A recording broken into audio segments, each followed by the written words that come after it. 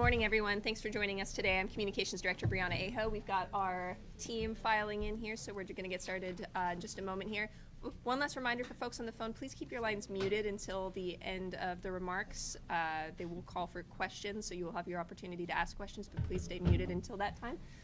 With that, Attorney General Bob Ferguson. Thanks, Brianna. Thanks, everybody, for being here today. We appreciate your interest. Months ago, my legal team began preparing for a potential second Trump administration. We knew from our extensive experience during his first term that we would need to be prepared from day one if he was reelected. I know that there are many people in Washington State who are feeling a range of emotions from the presidential election results. I know that because I went on a short day hike yesterday, and multiple people on that trail stopped me on the trail to express their thoughts about the presidential election and to ask what this office and the state of Washington would be doing in preparation for the Trump presidency. I want those Washingtonians to know that the Attorney General's office has been preparing for quite some time and feel prepared to defend their freedoms and protect their rights. My team has gone line by line through Project 2025 and has been tracking remarks by President Trump on the campaign trail. We have, of course, been speaking with other attorneys general, with their legal teams, and legal directors at key organizations throughout Washington State and across the country. I'm joined today by just a few of the many folks in my office who are part of the legal team that was involved during Donald Trump's first administration. First, though, I'm really honored to introduce Attorney General-elect Nick Brown, who, of course, you all know. One thing I do want to mention is just as Rob McKenna, who was extremely gracious during my transition to become Attorney General, just as Attorney General Rob McKenna did for me after I was elected Attorney General, yesterday we appointed Nick as what's called a Special Assistant Attorney General. If I refer to a SAG, that's just an acronym for Special Assistant Attorney General. What that means from just a practical standpoint is that means we can brief him, share our legal thoughts, our legal analysis with Nick, because he is essentially a Special Assistant Attorney General. So that has happened. Additional folks from my office who are here, many of you have seen them in past press conferences. Civil Rights Division Chief Colleen Melody, First Assistant Attorney General Kristen Beneski, Solicitor General Noah Purcell, Complex Litigation Division Chief Jeff Rupert, and Environmental Protection Division Chief Bill Sherman. You know, I'll just say their collective experience in litigating during the first Trump administration is, and this is an understatement, extensive.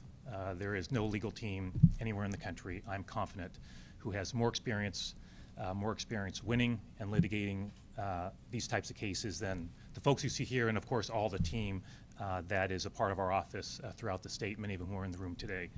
So they are prepared for upcoming work that we may have. What I'm going to do is talk briefly about our preparations and the challenges we anticipate. Then we'll hear from Nick Brown, and then we're happy to take any questions that you may have. Just as a preview on the questions, and we were chatting about this upstairs, by definition, we understand you may have a lot of interest in specific topics and what would happen if something happened at the administration. For obvious reasons, it's going to be difficult to answer some of those questions in details, right? We don't want to preview our litigation strategy, for example, and at the same time, until you actually see an executive order, for example, the actual writing of that in black and white, the specific language that's used, it's difficult for us to form an opinion of it, of the legality or illegality of it, until we actually see it in writing. So by definition, we may have to be a little bit general in our responses to those legitimate and important questions. Just wanted to highlight that for all of you. So Project 2025 is, of course, a 900-page roadmap of what we can expect from a second Trump administration.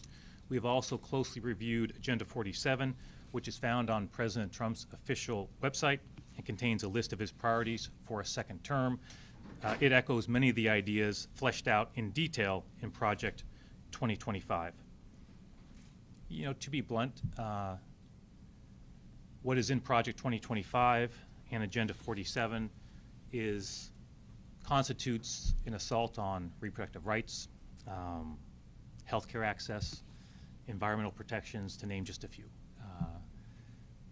So speaking for myself, I'm deeply concerned, of course, by potential implementation of the policies outlined in those documents. Just a few examples.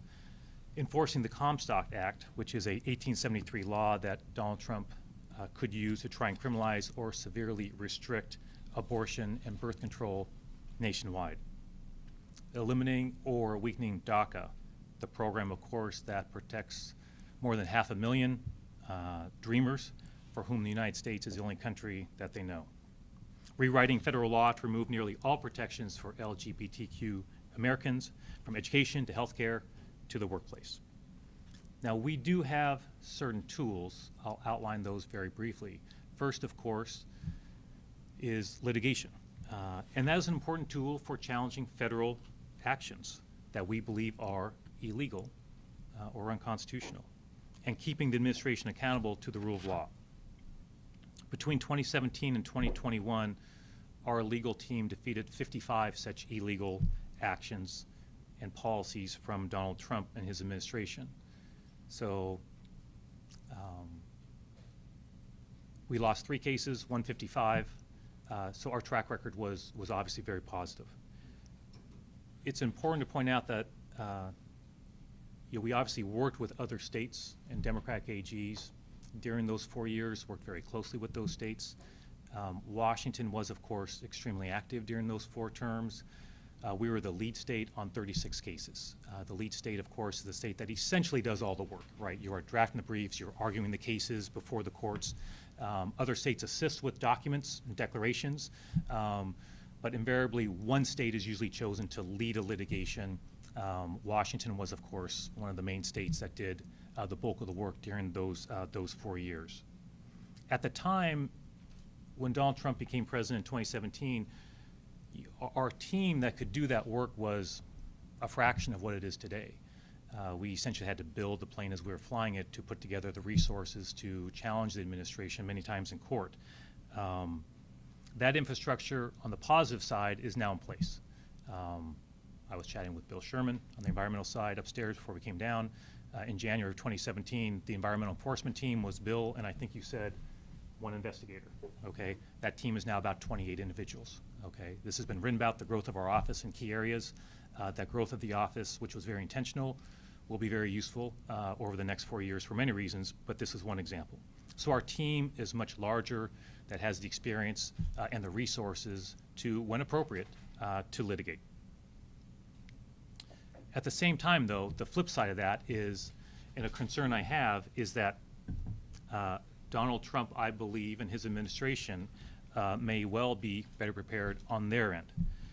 Just being honest, and many of you have heard me say this before, during his first administration, one of many reasons why we were successful with our litigation against the Trump administration was they were often sloppy in the way they rolled out their executive actions, for example. And that provided openings to us to prevail in court. This time around, I anticipate that we will see less of that. And that is an important difference we may see.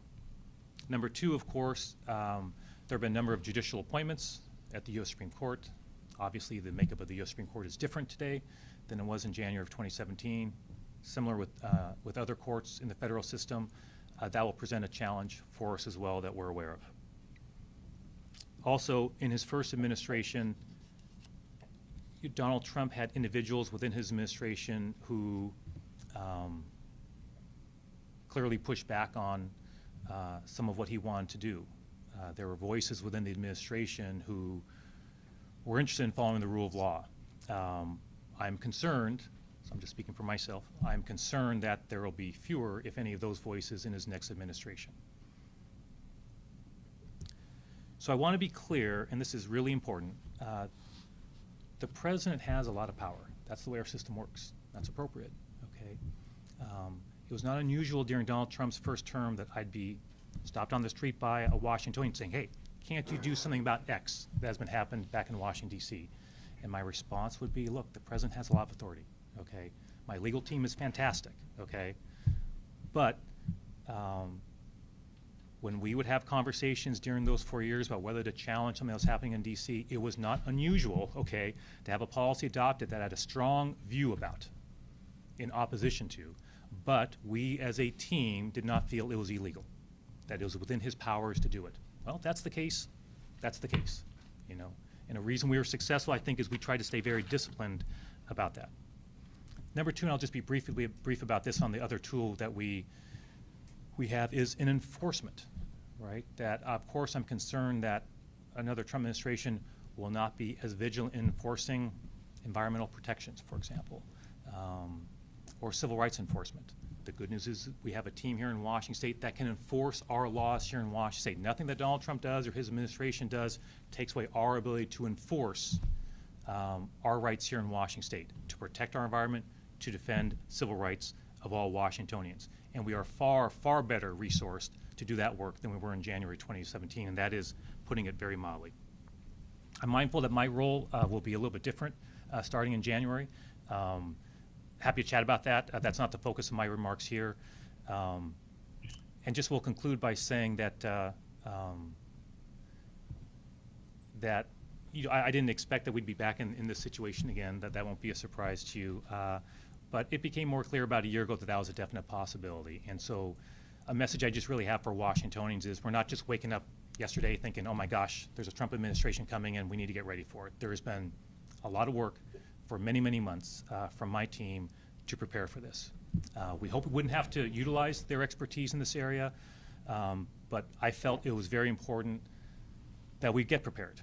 And I think a key reason we were successful in 2017, right from the beginning with the first Muslim travel ban, was after Donald Trump got elected, we started thinking about what his first administration would look like. And when the Muslim travel ban came down, the team was ready to go to work. And that's why we were able to file after a long weekend of work by the team and be successful in stopping that within a week. So the team's been working very hard. I want Washingtonians to know that. And I'm also very confident in Nick Brown, an individual I've known for a very long time, and want now to turn the podium over to the next Attorney General, Nick Brown. Thank you. Good morning, everyone. First of all, thank you to AG Ferguson for inviting me to participate today. And I will just say it's been really nice over the last 48 hours to have such a seamless partnership with the future governor of the state of Washington. And he and his team have been very helpful for me to start to understand the landscape of the work that we have ahead of us. And I also want to say how thankful I am to be inheriting at least part of a very talented and extraordinary legal team, both staff and attorneys alike. I know that this is one of the best law firms, not only in the state of Washington, but in the country. And the track record over the last 12 years reflects that, not only in the affirmative litigation when it came to opposing the prior Trump administration, but the affirmative litigation that they've done on consumer protection, on civil rights and environmental protections and healthcare across the board has been absolutely extraordinary. And so I'm very thankful to be coming into an office that is so well suited for the work that we have ahead, certainly with the prospect or with the reality of a Trump administration, but in a myriad of other areas. This is an office that has so much talent, and I feel very humbled and lucky to be walking into this space and doing the work that we have in front of us. I will also say that I've learned a lot over the last year as a candidate for Attorney General, how much not only the people of Washington look to this office as a leader, but indeed the entire country. And as I got to know some of my future colleague Attorney Generals across the country, how much they have looked to Washington for leadership, and how much they know that we are an extraordinarily well-prepared and well-suited office for these challenges. And that is something that I think Washingtonians should take some pride on, is that this office is seen as a leader nationally with other states for taking on this work. So I'm very grateful for that as well. And you know, my last 6 months working with Governor Inslee as his counsel were the first 6 months of the first Trump administration. And I remember very vividly when the first travel ban came out and the work that this office did and to help prepare from the governor's office perspective for the challenges that we had ahead. And it was the first of very many lawsuits, the vast majority of which were successful in defending Washington values and defending rights and defending the people of this state. And like many of the people in this room and across the state, and sharing what Bob experienced as well, over the last day or so, I have been inundated with concern and people that are worried about the future. Not only from people here in Washington.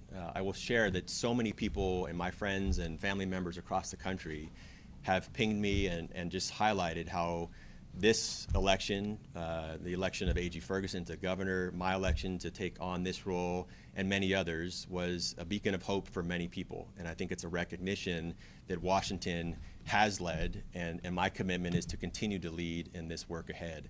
And I know that people are concerned about the potential actions that a second Trump administration might take. My commitment to this office and to all the men and women is that we will be prepared.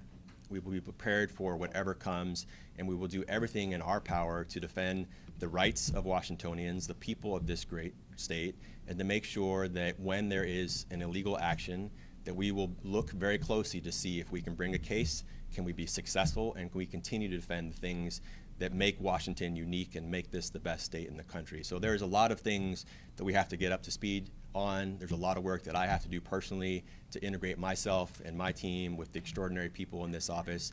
But I know that we will be able to hit the ground running because we've done it before and we're prepared to do it again. And it's very clear that A.G. Ferguson and his team has spent a lot of time thinking about what's next. And we will take those challenges very seriously and be prepared for the work ahead. So thank you again to A.G. Ferguson for including me, and I'm excited to get to work in January. Thank you.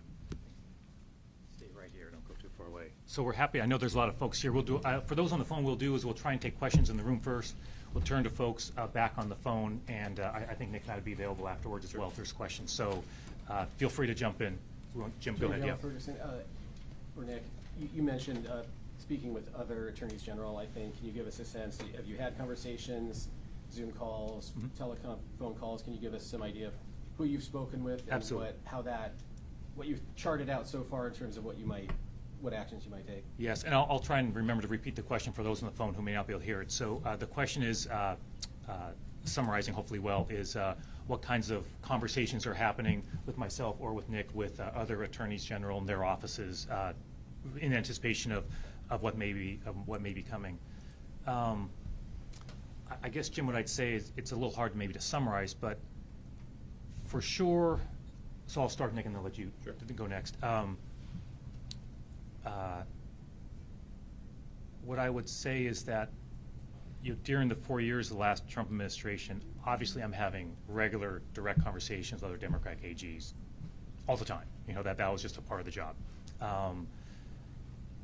That has continued, you know. I'd say starting about a year ago, initial conversations. Sometimes it's more formal, right? Sometimes it's just a phone call to check in with someone about a particular issue. I know that there was a conference of Democratic AGs here in Seattle, I think earlier this year, maybe it was last year, where I spoke, and you know, I gave a whole presentation about my experience, our collective experience, lessons learned from those years of litigating against Donald Trump. That was many, many months ago. I had that conversation, but it was to communicate to my colleagues what I thought were lessons learned from that experience.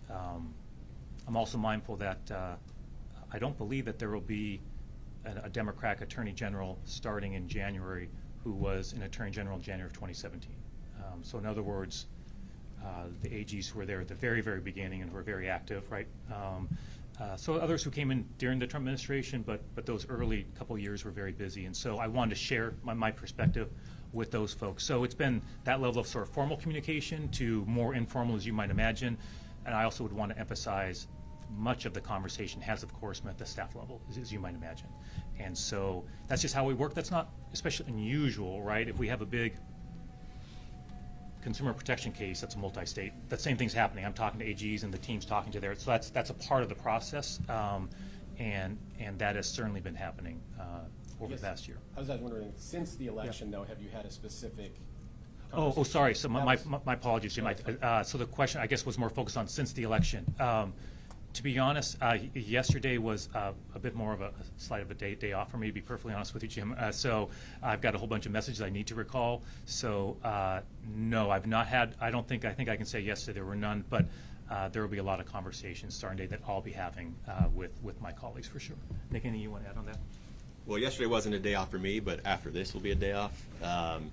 And so I've been AG-elect for 48 hours now, but immediately had outreach from other Democratic Attorney Generals excited about the work ahead, the opportunity to partner. And as Bob said, this work has been going not only with respect to the Trump litigation or Trump-related litigation, but many other areas as well as the Democratic AGs Association. There's some collaboration there, and that's very helpful. To be successful in some of this work, we need collaboration, we need partnership, we need multiple venues where we can bring potential litigation, but mine has been very nascent in those regards. But actually, what I should add, Jim, is I have had some conversations with governors, and I hope you know if I don't get too specific on that, but those folks have obviously expressed the election results and conversations. That's been more in the realm of, hey, Bob, we appreciate your experience, right, with the Trump administration in the past, and look forward to having that experience brought to our conversations as governors in my new role. But I'm sure I'll be talking to my fellow AGs very, very soon.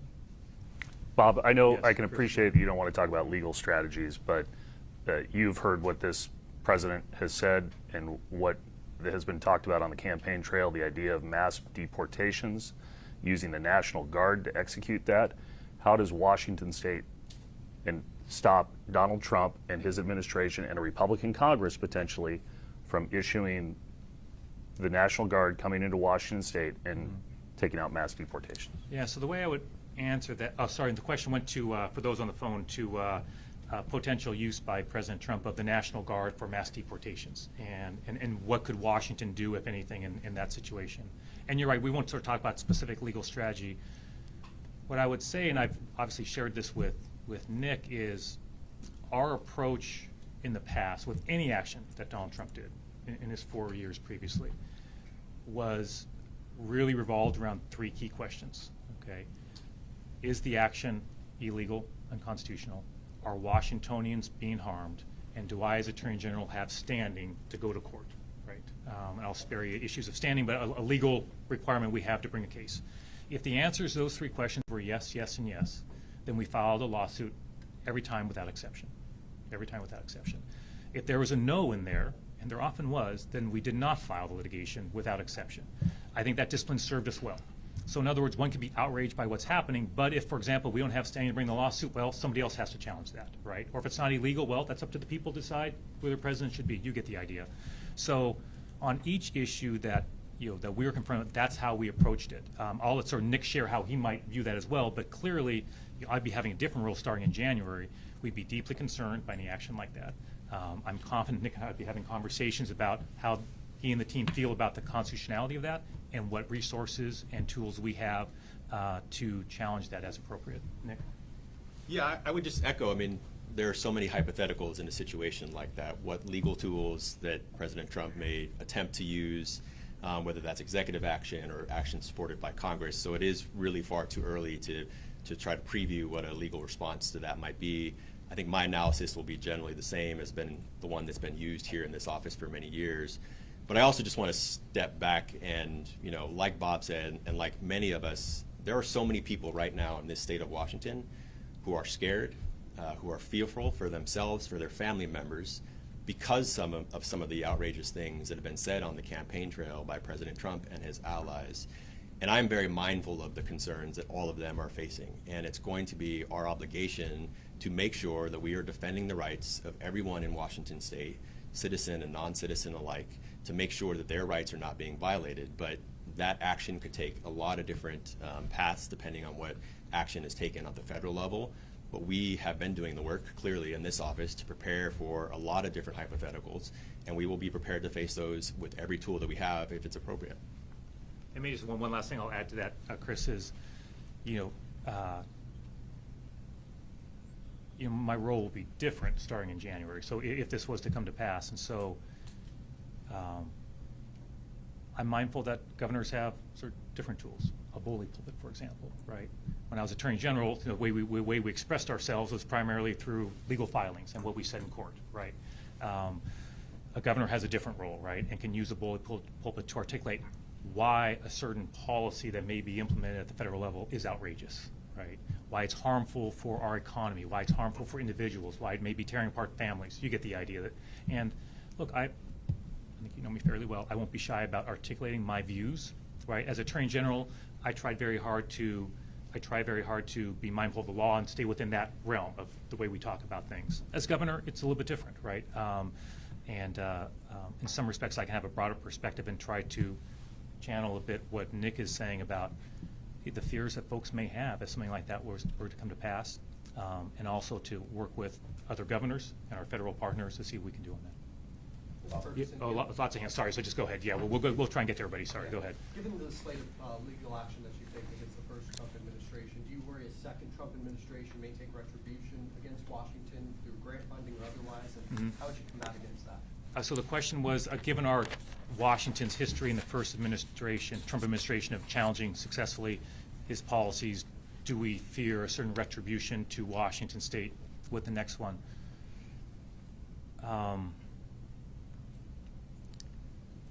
I think what I would say is that question came up quite a bit during the first 4 years. I remember being in this room and getting that question multiple times.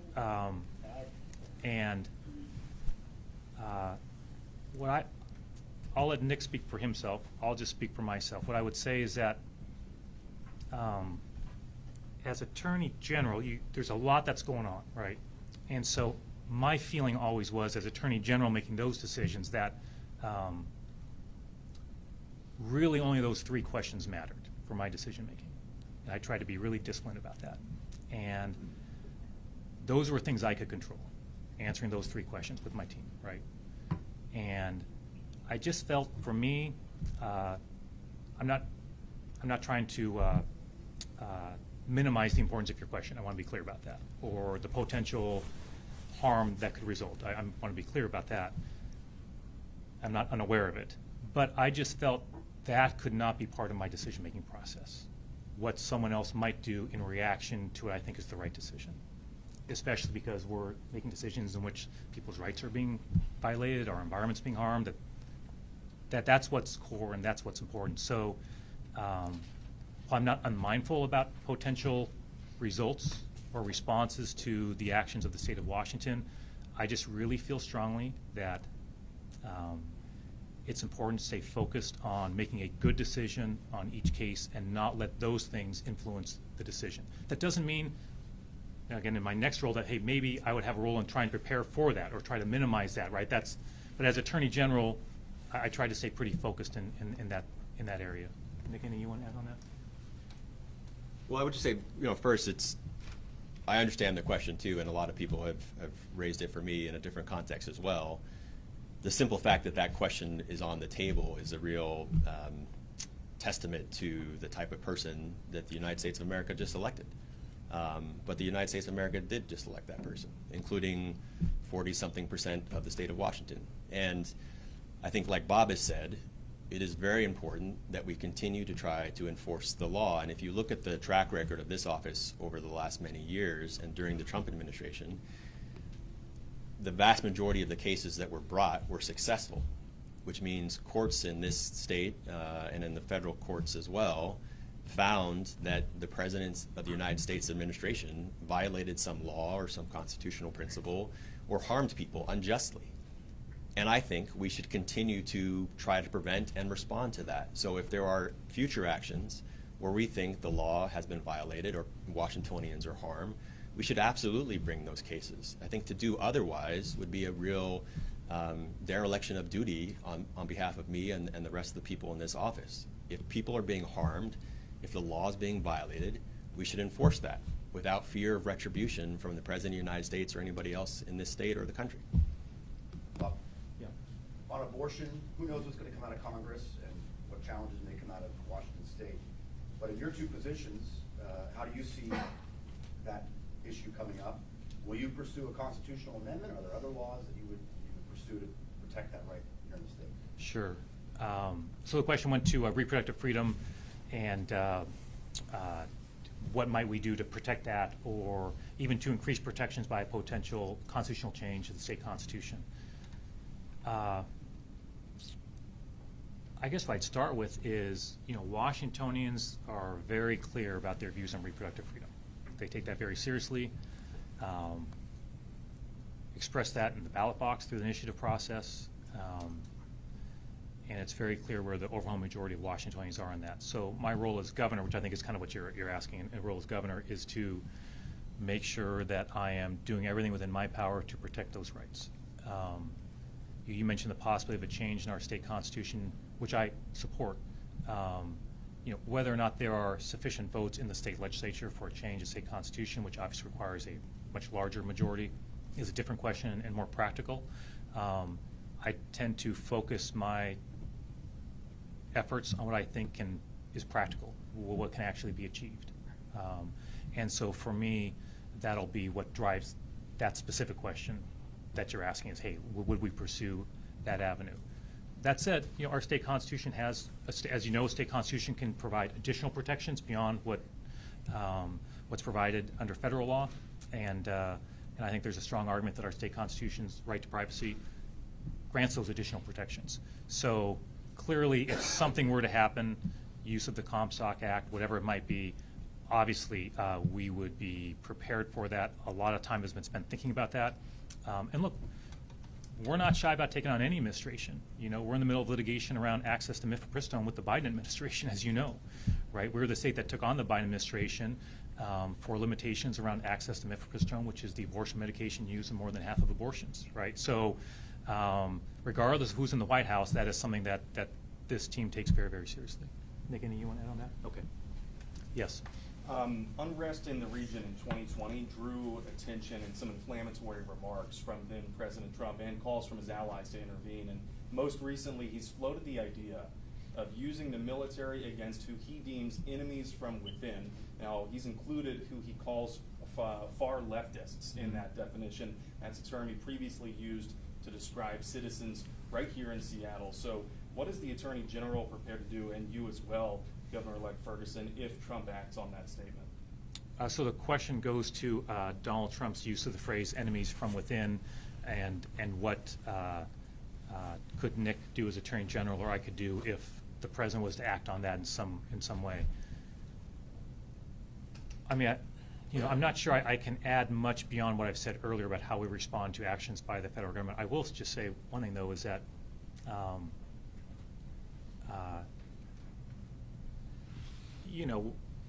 from my perspective, just really speaking less as an Attorney General now, just be honest, more as just a Washingtonian, obviously I happen to find much of what Donald Trump to say deeply concerning. I will say that his comments around enemies within, I find especially, I don't have a word for it. I mean,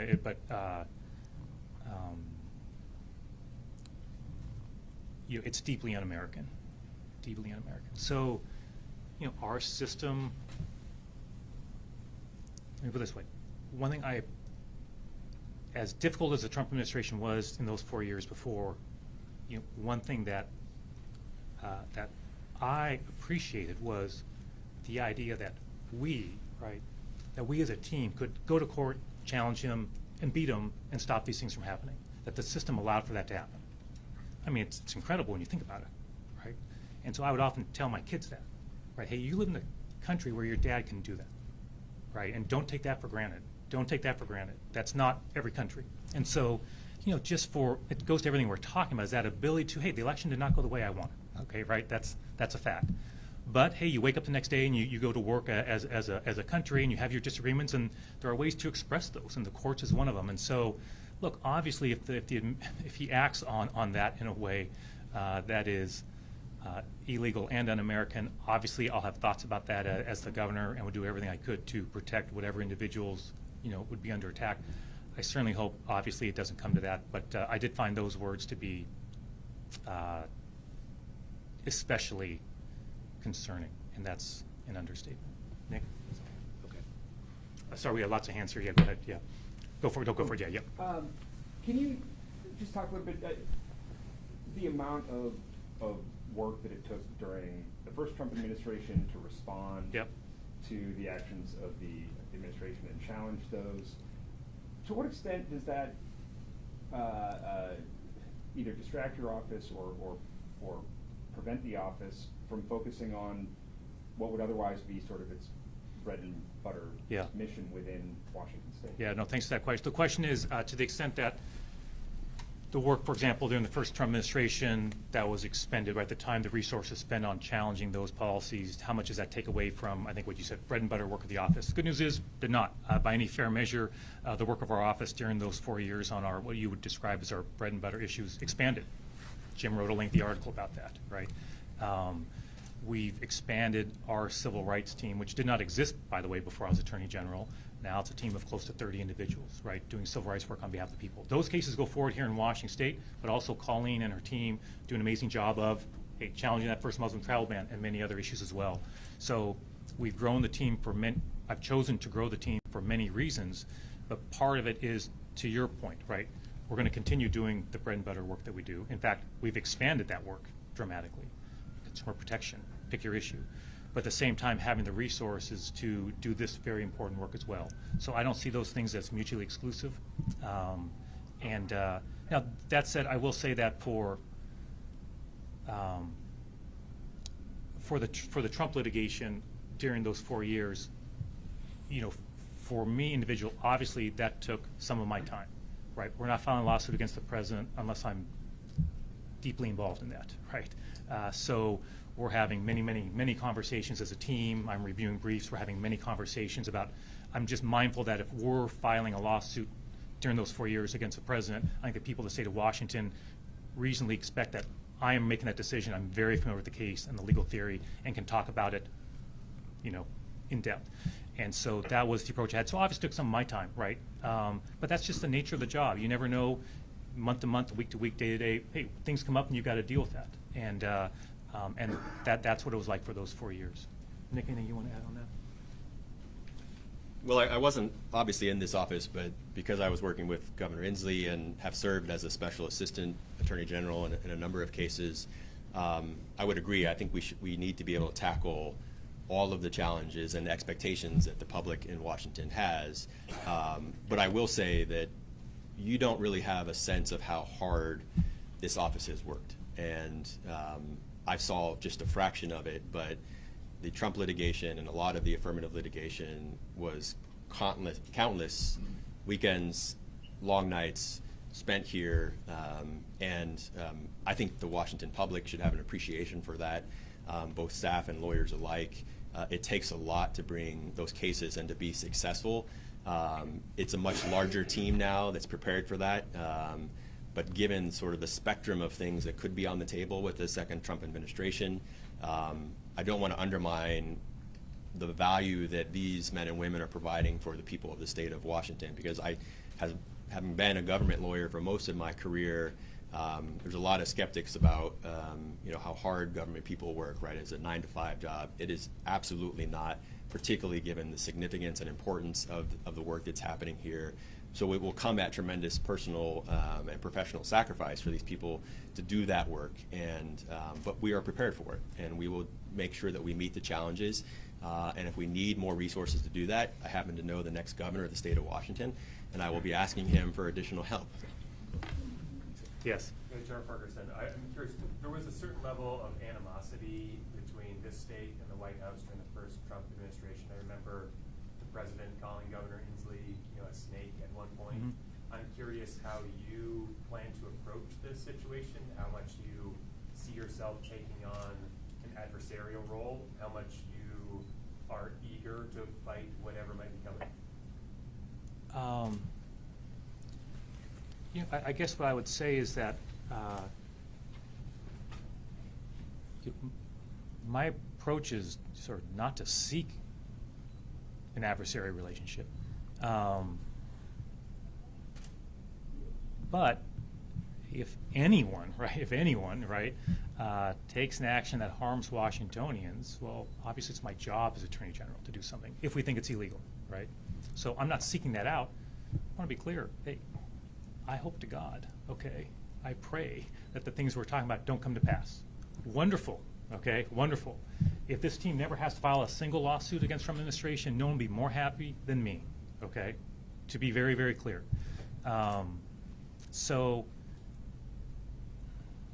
you know, I want to be thoughtful about your question. I mean, I understand what you're asking, but that's just not the way I think about it, right? It's just not the way I think about it. And so, but I'm not naive, right, to how the 4 years went before. And I think we just have to, what we just try to do is focus on cases, right, and focus on the law. I know that may sound sort of boring in a way, right, but that's just how the decisions get made around here. They have to, or you're going to lose a lot of cases, and we do not lose very often around here. Yeah, thanks. So let's maybe go to the phones for a couple of folks have them, and then I can come back around if folks have follow-up. I know it's gone a little long, but if you're on the phone, so I know it's easy for folks to speak over each other, but if you don't mind just identifying yourself, if you have a question, feel free to go for it. Hi, Nina Shapiro from the Seattle Times. Can you talk about what actions you would take if President Trump threatens to withdraw funding because of our sanctuary status? Sure, I think everybody kind of heard the question from Nina. And Nick, I'll obviously let you, if it's on the legal side that may come next year. But I think, Nina, I'm not sure that I can add a whole lot more than what I've said before, other than to say that on the list of areas where issues that we have real concerns, the one you're mentioning is obviously on that list. I'll start with that. I've had conversations with our state treasurer, Mike Plecciati, about this, and as one example. And so we'd be taking a similar approach, right? Is the administration doing something that is illegal, right, in a way that harms Washingtonians? And so that's just a lens that we have to look through it, and would certainly be the lens that I'd be looking through it. In my next role in January, obviously I'd be working with our federal partners and everybody we could to avoid a conflict along those areas. But that is certainly on our short list of things that we're concerned about. Anything you want to add? Okay. Well, Bob, would you be prepared to lose a lot of funding? Well, no, I'm not prepared to lose a lot of funding, is the short answer. And I mean, it's just difficult to answer, Nina, right? Because what does that look like, right? How is that being done? We've obviously had a lot of thought gone into that issue here in our office, to be sure. And so we would be prepared if we felt that what the administration was doing was illegal to push back on that, and we feel we'd have good arguments along those lines. I mean, I know it's a little bit of we obviously can't sort of preview legal strategies or what our arguments might be. I hope you understand that. That's just, that just has to be a part of this. I hope you understand that as well. Anybody else on the phone have a question? Thank you. Yep, thank you. Melissa Santos at Axios. Given that the Northwest Detention Center, or whatever it is called now, is here in Washington State, should some of these mass deportations that the President-elect is talking about commence somehow, what options does Washington State, or might Washington State have for intervening in something that's sort of a federally contracted facility like that, even if it's within our state, when it comes to some of these immigration plans? Good question. So, Melissa, when I mentioned, I think in my earlier comments, I emphasize the president has a lot of authority, right? And certainly when it comes to issues related to immigration, right, the federal government has a lot of authority. That's a good example of that being the case, and we're mindful of that. That's not unlimited, right? We won the Dreamers case, for example, at the U.S. Supreme Court. So we have experience in this, but your point is well taken, right? That when it comes to immigration issues, the federal government does have a lot of authority. That said, and this question went earlier, I think we heard a similar question around mass deportations. Obviously, the impact on our state from something like that, individuals, families, et cetera, would be profound. Impacts on our economy. And so we'd be, at the risk of saying the obvious, would be monitoring that closely. And if we felt that, if we as a state felt that what was happening was illegal, obviously we'd be prepared to potentially take action. Nick, maybe one more from the phone line if anybody has it. If not, any last questions here before? Let me take one more, Jim. Go ahead. No, go ahead. Sorry. Yep. No, go ahead if you're on the phone. Mitchell Rowland from the Chronicle. This is a broader question. So, Attorney General Ferguson, you alluded to the fact that Washington purchased a 3-year supply of methylprednisolone last April. I was wondering if you're able to speak to any of the other potential safeguards that the state has already taken or could take in the next 2.5 months to prepare for the Trump presidency. In terms of mifepristone specifically? Just more broadly, just in any other area that the state has already taken any preemptive actions to kind of safeguard Washington from from the incoming administration. Well, I know Governor Inslee had a press conference, I believe, yesterday in which he spoke about from his perspective as the governor and his role. Obviously, up till today, my focus has been as Attorney General, obviously, for obvious reasons, and that's what we're talking about today. Obviously, I'm beginning a transition period, and what will be a not insignificant part of that transition preparation will be exactly your question. Hey, what steps can I be taking when I take office in January, working with the legislature? What steps can we take to provide additional protections as we see appropriate?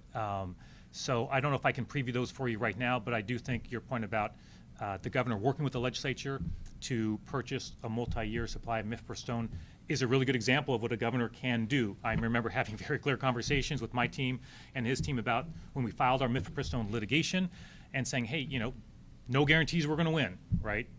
We feel we have good arguments, but cases are, litigation is unpredictable, to put it mildly. And so he obviously took action to take additional steps in case that litigation did not go well. And so I think it's just a good example of tools the governor has to have additional layers of protection. Obviously, as I transition into a new role, I'll be giving greater thought to that in light of the way the election went on Tuesday. Can I add one thing? Oh, yeah, and then Nick's going to add something. Thanks, Nick. Yeah, I would just add, we rightly, I think so much of our collective national attention goes to the presidency and the impact that a presidential administration can have. And we should be prepared to respond that, in my perspective as the AG-elect, prepared to use this office to respond to that. But I would also add that I think the vast majority of the things that we as Washingtonians think about, worry about, or concerned about on a day-to-day basis are the issues that are happening here in Washington and how Washington law can be improved, both our legal protections and policy development, to make sure that this remains one of the best places in the country to live. And one of the ways that we need to continue to prepare for some of the challenges that we might face from a Trump administration is by continuing to improve Washington policy when it comes to environmental protections, continuing the track record that the legislature has been on the last many years, strengthening the work that we do here, and using the Attorney General's office to make sure that we're enforcing those provisions, continuing to strengthen the protections that we have for LGBTQ people in this state, protections that we have for our immigrant communities in this state, continuing to strengthen the gun safety laws that we have in this state. So regardless of what Trump administration tries to do, that we have the best foundation here to make sure that we're protecting people in Washington and doing everything we can as some of the leaders of this state to improve people's lives. So I understand the focus on the Trump administration, but I want to make sure that this office, in partnership with the governor's office and all the state and local leaders across the state, are focusing as well on what can we do here? What can we do to continue the work, regardless of it's a Trump administration or a Biden administration? And that's going to be a big part of the work that we have going forward as well. Thanks, Nick, for mentioning that. I mean, that is 100% correct, right? This office, for example, can walk and chew gum at the same time, right? As governor, I can walk and chew gum at the same time. We can do those things. And the question earlier about, hey, the bread and butter of our work, we didn't just maintain it, we expanded that while also, helping lead the country and hold Donald Trump accountable to the rule of law. And that is an important point. We understand the focus. I mean, we understand what we're hearing from many Washingtonians right now in the aftermath of the election. But that is correct. We're going to be able to move Washington forward as an office here, and as the Office Attorney General, and also as a state as a whole, while also taking appropriate steps when it comes to the next administration. Okay, maybe let's do one or two more, and then we got to wrap up. Yeah. This might sound strange, but I just want to ask you: do you know anybody personally who voted for Donald Trump? Have you spoken with them? Seriously, and of course, no. I'm only laughing. Of course, I do. And do you feel the need, given the national results, to understand the mandate that he has and to some extent respect it, or are you in full resistance mode? Well, first, on your first question, of course I know plenty of folks who vote for Donald Trump. I mean, I don't want to get too specific for obvious reasons, but My kids are involved in sports. I go to their sporting events. There are parents there. We hang out. You know, we find a way to get along despite perhaps having a political disagreement on who the president should be, right? We focus on what we have in common, right? Our kids' sporting endeavors. And I invited those folks to my election night celebration on Tuesday night, to be clear, okay? You know, I appreciate that. I was in a car ride yesterday with my daughter going to a softball practice. You know, she was talking about one of her teammates supports Donald Trump. They are close friends. And I appreciate the fact that she focused on that it wasn't the fact, look, she supports her dad, she's got her own political views, but she talked about it, and I was pleased to hear the way she talked about it, right? That's a teammate, they're friends, they hang out together, they socialize together, they have a disagreement on that, but they hang out together. And so, of course, you know, of course, I'm from a large family, you know, of course. And in terms, sorry, the second part of your question, Jim, was? Just, you know, you talked about preparation. Do you feel any need to sort of understand the mandate from the other end, or are you just, is it 100%, you know, is there any bridge building effort on the official side, or is it just 100% preparation for opposition? Oh, look, I would be failing miserably, speaking as a governor, I guess, for the moment, right? I'd be failing miserably as a governor if I was in like a full opposition mode. You know, one just has to compartmentalize certain things, right? That, of course, it is entirely possible I'll have a lot of disagreements with the next president. But I'm mindful, I think, Nick, you mentioned, hey, a not insignificant number of Washingtonians voted for Donald Trump, right? I get that. And I know it's my, you know, it has to be more than a cliche to say that I'd be a governor for all Washingtonians, right? That has to be a reality. And I think, Jim, you will see that I'll be very active in traveling to all corners of the state as a governor. Being in front of rooms where a lot of folks in the room disagree with me on political issues. I've never been shy about those conversations. You know, I remember during the Trump years specifically, I've been to every Rotary Club in the state. Many of those were visited during the Trump years. And many of those were in very red parts of the state, where Rotarians were very polite to me, but there were a lot of folks sitting there with their arms folded as I was talking about our work, right? But we had a conversation about it, right? Kind of like we're having a conversation right now. And I'm not saying they agree with everything I said about why we were doing what we were doing, but hopefully I was providing a three-dimensional view, and I was hearing from them a three-dimensional view of issues they cared about as well. So, you know, that to me is more than cliche. I enjoy that. I enjoy traveling the state. I enjoy hearing from all folks. I think that's very important. So no, it's not. I think the phrase, it's not full opposition mode. That's not. I wouldn't describe that in any way, shape, or form, right? You know, as a governor, you have to make sure you're hearing from everybody, and making sure that those voices are guiding decisions that you're making. Okay, we appreciate all the questions. We know there might be more. I want to thank Nick again for being here. I think he's going to be a great Attorney General. I'm super excited. We had a chance to work together, obviously, during his years with Governor Inslee, so we know each other well.